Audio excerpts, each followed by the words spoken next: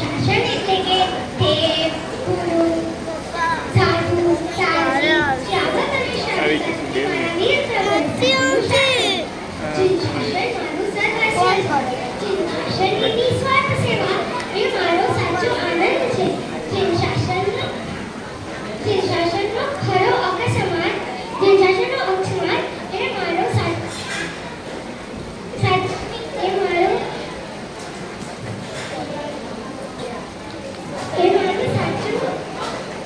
અંગ છે. જીન શાસનની ઉન્નતિ એ મારું સાચું સ્વર્ગ છે. જીન શાસનની નિંદા એ મારી સાચી નરક છે. જીન શાસનમાં જીન શાસનથી ઉન્નતિ માટે જીન શાસનનું જ બનીને જીવવું એ જ મારું સાચું જીવન છે.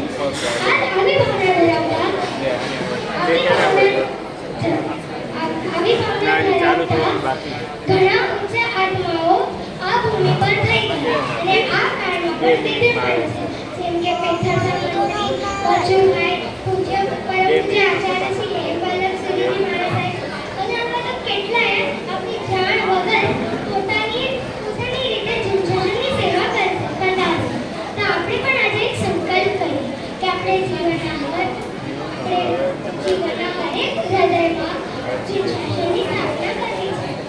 જીન શાસનની ધજા ઊંચી લહેરાવી